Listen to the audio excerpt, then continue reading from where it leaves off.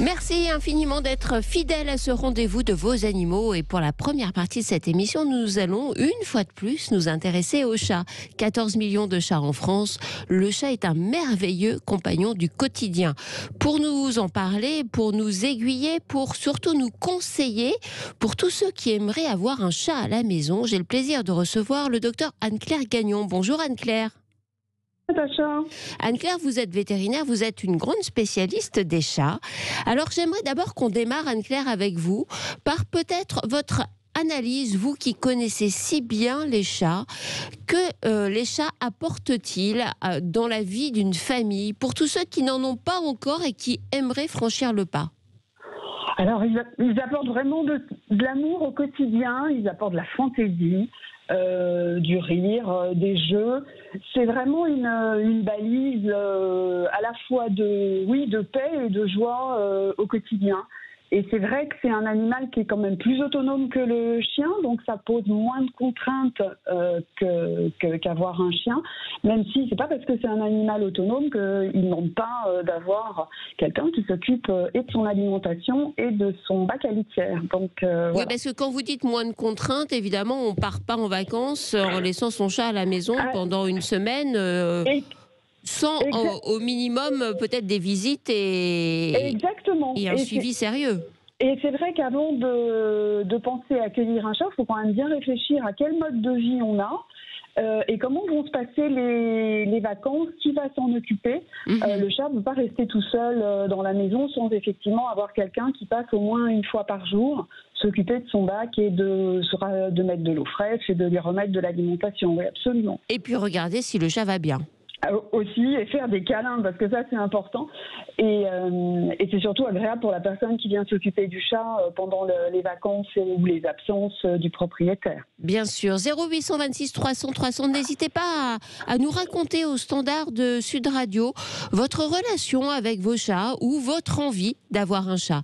On a justement Philomène en ligne. Bonjour Philomène. Bonjour. Merci beaucoup d'être avec nous, Philomène, ce matin. Vous avez des chats, Philomène? Non, justement, en fait, avec le Covid, je me sens seule et je souhaiterais adopter un chat. D'accord. Et comme j'en ai jamais eu, je voulais savoir si c'était bien de privilégier plutôt un chaton ou un chat adulte. Ah bah ça, c'est une excellente question. Anne-Claire, que peut-on répondre à cette question?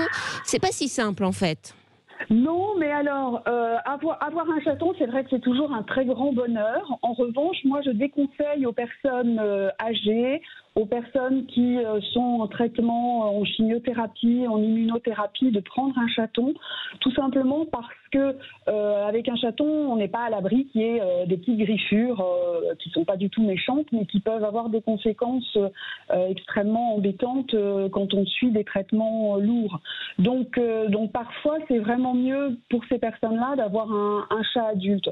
Maintenant, quand on a le privilège d'être en bonne santé, d'être et à la maison, et éventuellement de télétravailler, pourquoi pas prendre un chaton. Mais il faut savoir qu'avec les chatons, il y a une saison et que les chatons vont commencer à naître à partir du mois de mars jusqu'en septembre.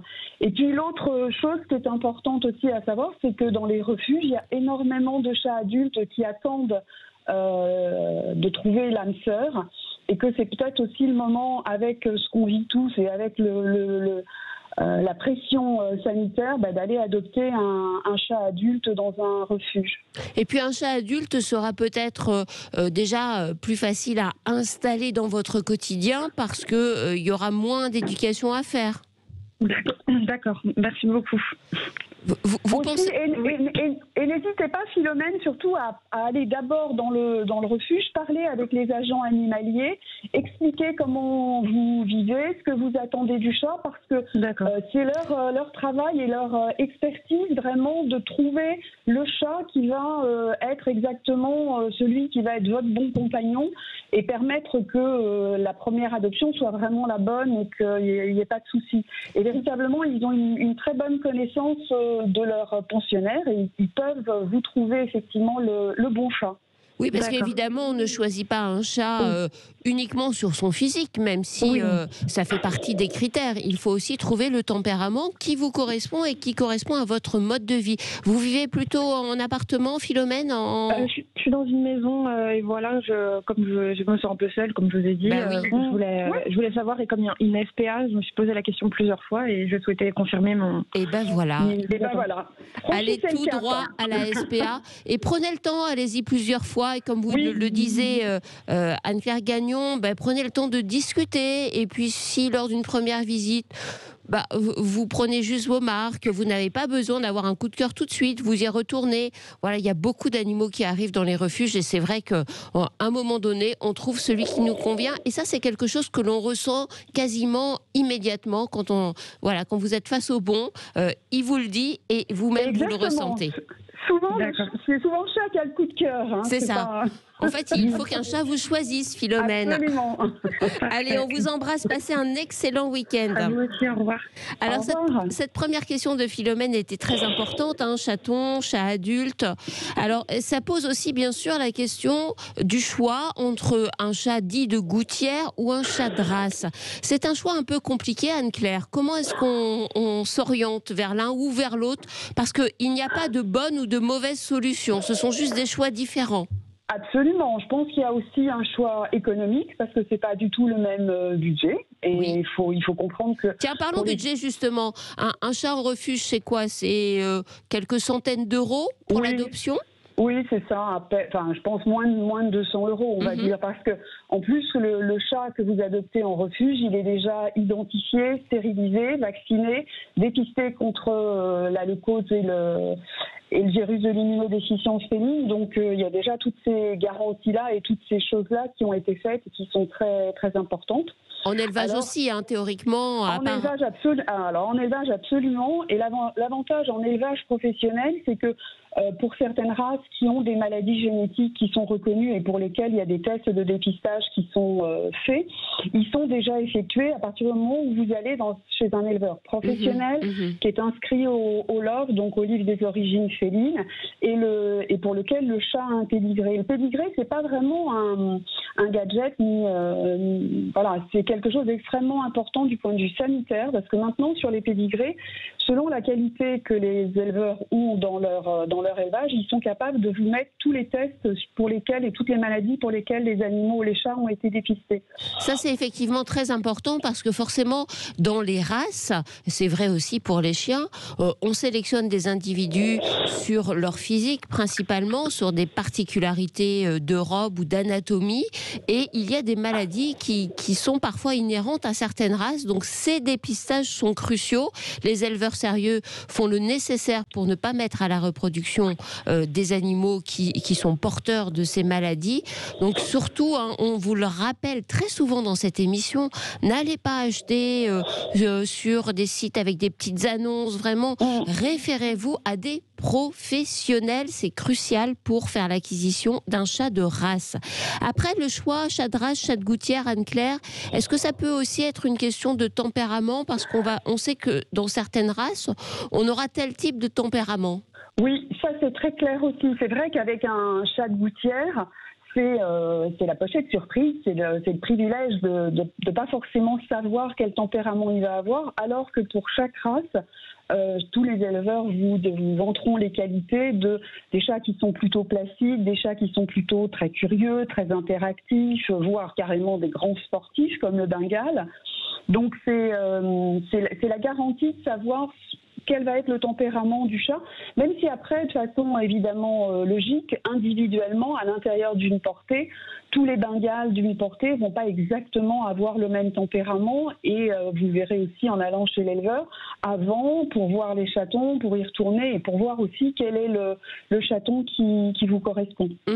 Alors, ce que vous dites là, je rebondis dessus parce que ça aussi c'est très important. Si on fait le choix d'acheter un chat de race, donc prioriser plutôt les éleveurs. Oui, comment absolument. on choisit le bon élevage? Alors, je crois qu'il faut Quels sont déjà les critères? Les critères, au moins déjà demander à son vétérinaire traitant ou au vétérinaire qui est à côté de chez vous. Si Non, vous mais si on n'avez n'a pas d'animaux, on n'a pas de Eh ben, vétérinaire. Eh ben, il y a toujours un vétérinaire à côté de chez soi. Il y a toujours quelqu'un qu'on peut appeler, un professionnel. Et comme tous les élevages sérieux, parce que réglementairement c'est une obligation, ont un vétérinaire sanitaire, un vétérinaire traitant, c'est bien rare s'il n'y a pas un vétérinaire autour de vous qui a effectivement un élevage, qui est le vétérinaire de l'élevage, ou qui peut vous mettre en contact avec un bon éleveur.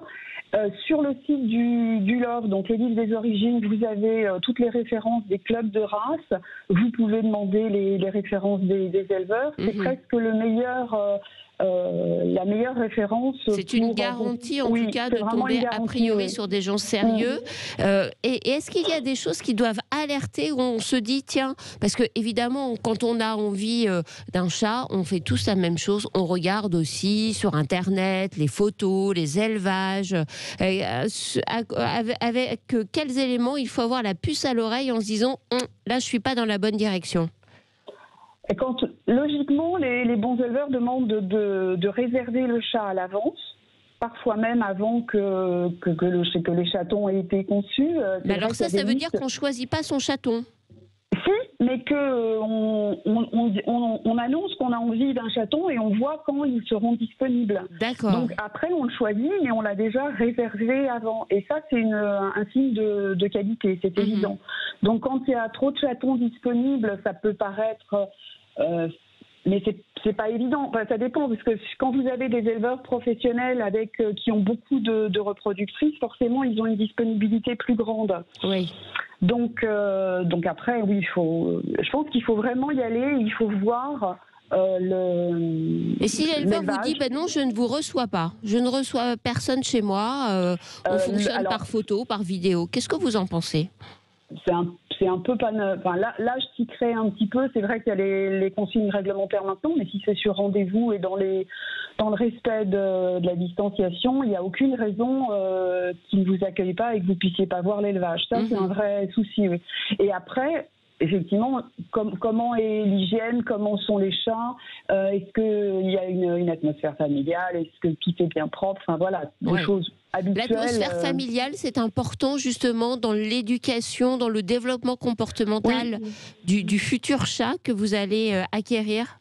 Absolument, parce que tout dépend évidemment si vous allez offrir au chat une vie moitié dehors, moitié dedans, mais c'est quand même important pour la socialisation que les chatons, qu'il y ait une maternité, que c'est une obligation dans les élevages, mais que les chatons, on voit bien qu'ils soient très familiarisés à l'homme, éventuellement familiarisés à d'autres espèces, parce que vous pouvez déjà avoir un chien et désirer prendre un chat.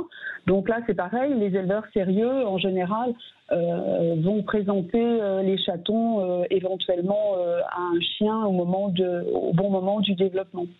On repart au standard puisque nous avons Fabienne qui souhaitait réagir. Bonjour Fabienne.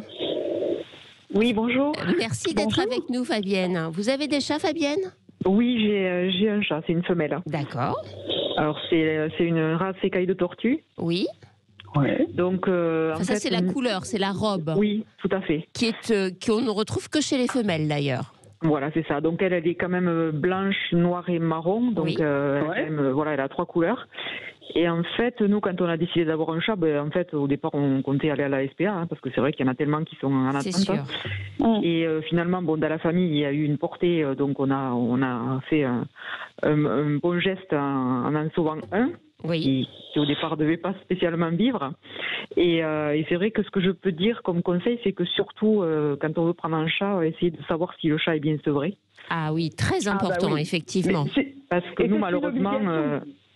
Malheureusement, nous, comme on n'a pas vraiment choisi, la mère s'est fait écraser malheureusement quand elle avait 2 mois. Oui. Donc du coup, elle n'a pas été totalement sevrée. Bon, elle a été nourrie au biberon pendant presque 3 semaines après. Donc ça a bien fonctionné. Sauf qu'aujourd'hui, nous, elle a 7 ans aujourd'hui.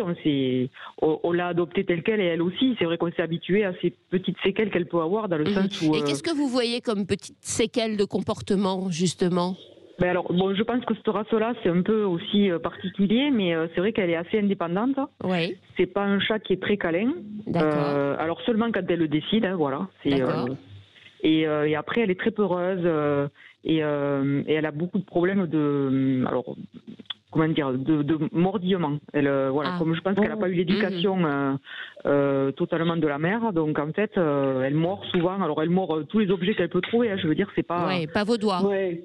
Pas non, trop. Non. Pas vraiment. Et après, c'est vrai qu'elle nous a un peu pris comme pseudo ses parents, quoi. Ouais. C'est vrai que ça, nous, on a l'impression qu'elle est perdue, quoi. Alors, ce que vous nous dites, Fabienne, c'est vraiment un témoignage tellement important, justement, dans le choix d'un chaton, l'âge du sevrage. Anne-Claire, expliquez-nous comment doit se passer un sevrage normal et qu'est-ce qui peut se produire si, justement, un chaton est sevré trop tôt.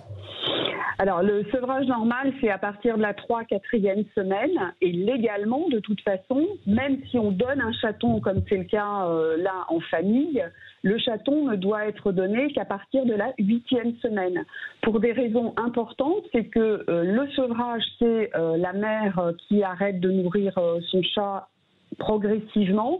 Là, ça a été dramatique puisque la chatte est morte, mais c'est aussi changer la texture des aliments.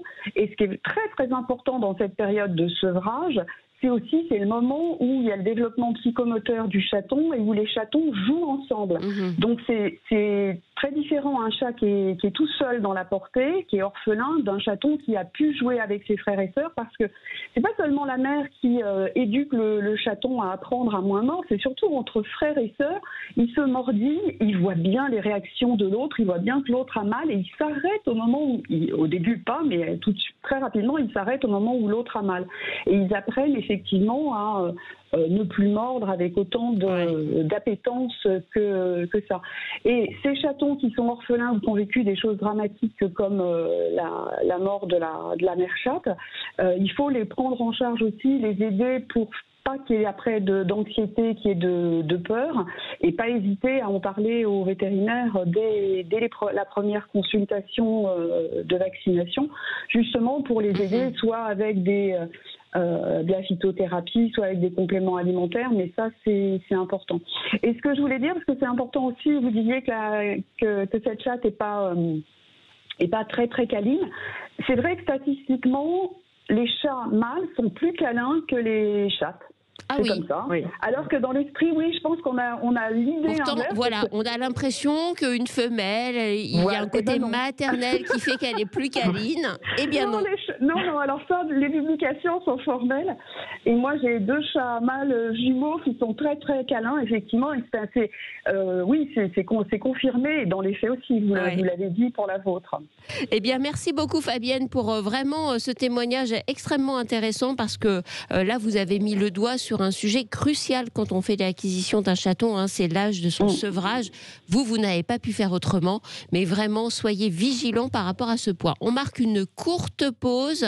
Anne-Claire Gagnon, restez bien sûr avec nous. On continue avec une autre auditrice qui est en attente au standard de Sud Radio, c'est Marie-Claude. À tout de suite.